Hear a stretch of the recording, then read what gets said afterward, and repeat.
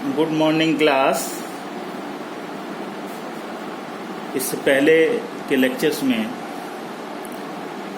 हमने आपसे बात की थी पार्टीशियन वैल्यूज़ की, और कुछ क्वेश्चंस जो हैं आपको पार्टीशियन वैल्यूज़ के इंडिविजुअल सीरीज, डिस्क्रीट सीरीज और कंटिन्यूस सीरीज में किस तरह से सॉल्व होंगे उनके बारे में हमने आपसे डिस्कशन किया था। एक क्वेश्चन के बारे में स्टूडेंट्स की रिक्वेस्ट थी कि उस क्वेश्चन को बता दिया जाए। क्वेश्चन नंबर 52 है।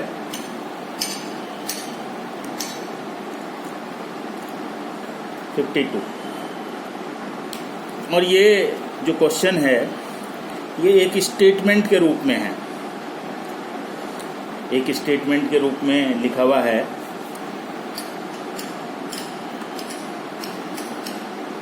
इफ anything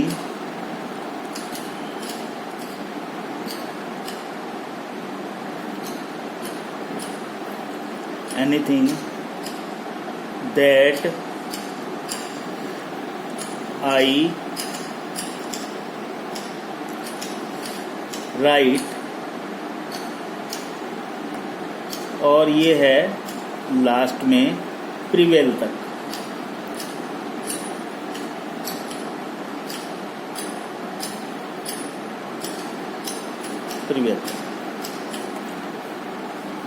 ये पूरा पैसेज आपको दिया हुआ है, और इस पैसेज से क्या कहा गया है? From the above passage prepare a discrete frequency table. Discrete frequency table बनाना है, and after that find out the mean, median and mode. और फिर मीन को कैलकुलेट करना है, मीडियन को कैलकुलेट करना है और मोड को कैलकुलेट करना है। तो सबसे पहले देखते हैं कि हम इसमें किस तरह से इसको सॉल्व किया जाएगा, और इसके जो x हैं उन x को कैलकुलेट करने की कोशिश करते हैं, मेजरमेंट्स को निकालते हैं। तो जब ये पैसेज दिया हुआ है और कुछ इसमें दिया हुआ नहीं है, एक पैसेज है बस, केवल ओनली पैसेज, तो इसमें सबसे पहले पैसेज में हम शुरू में ये इफ से स्टार्ट हो रहा है। इफ में कितने 1 2, इस वर्ड में 2 अल्फ़ाबेट्स हैं। जितने अल्फ़ाबेट्स जिस वर्ड में आए हैं उनको हम काउंट कर लेंगे और उनको लिखते चले जाएंगे। पहला काम ये होगा, और ये इंडिविजुअल सीरीज में कन्वर्ट हो जाएगी। अब ये एनीथिंग है, एनीथिंग में जो है 1 2 3 4 5 6 7 8, एनीथिंग में जो है कुल मिलाकर के 8 अल्फ़ाबेट्स जो हैं वो आए हैं। फिर है इसके बाद दैट में कितने आए हैं? 4। फिर आई में 1। फिर राइट, WRITE, राइट में कितने हैं? 5। फिर इन में है 2। फिर है दीज में है 5। फिर है पेजेज में है 5। शुड में है 6। स्ट्राइक में भी है 6। इसमें है 3। रीडर में है 6। एज में है 2। बीइंग में है 5। टच्ड में है 7। विद में है 4। प्राइड में है 5। देन में 4। ही में 2। मस्ट में 4। टेक में 4। इट में 2। दैट में 4। समथिंग में हो जाएंगे आपके 4 and 5 9।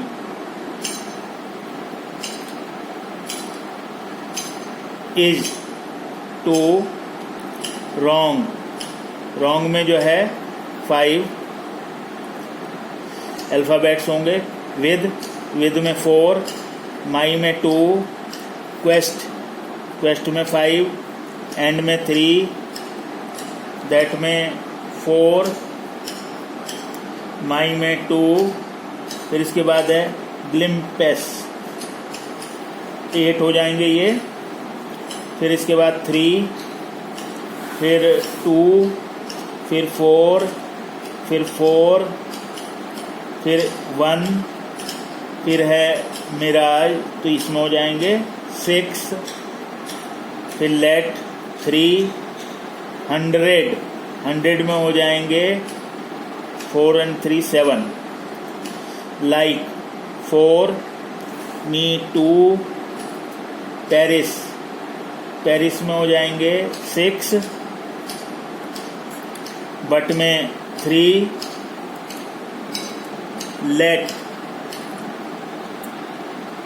लेट में 3, ट्रुथ में 5 एंड प्रीवेल में हो जाएंगे 7।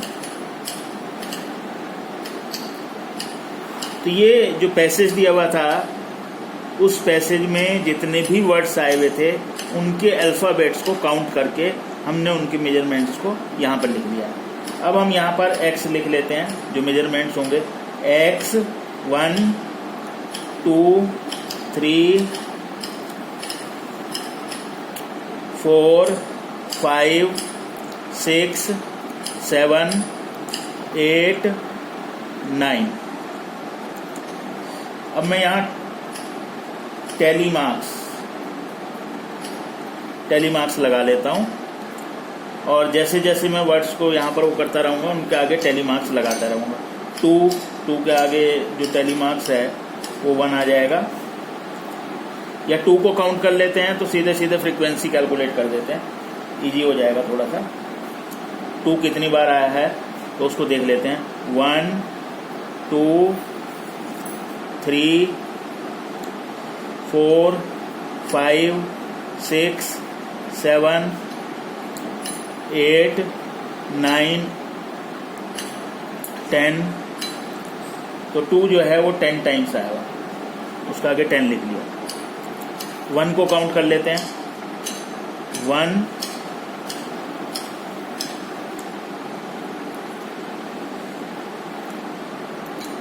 2, तो 1 जो है वो 2 टाइम्स आया हुआ है, ये इसकी फ्रीक्वेंसी हो जाएगी। 3 को काउंट करते हैं। 1 2 3 4 5 6, 3 6 टाइम आ गया है। इसके बाद 4 को काउंट कर लेते हैं। 1 2 3 4 5 6 7 8 9 10 11। ये 4 जो है 11 टाइम्स आया हुआ। फिर 5 को काउंट कर लेते हैं। 1 2 3 4 5 6 7 8, 5 8 टाइम्स आया हुआ है। फिर इसके बाद 6 को काउंट कर लेते हैं। 6 1 2 3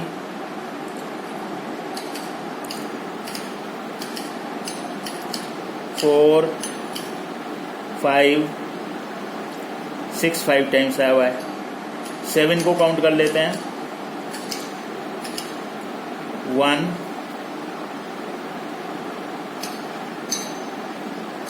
2 एंड 1 3, 7 3 टाइम्स आया हुआ है, इसकी फ्रीक्वेंसी 3 हो गई। 8 1 2, 8 की जो फ्रीक्वेंसी है वो 2 है। 9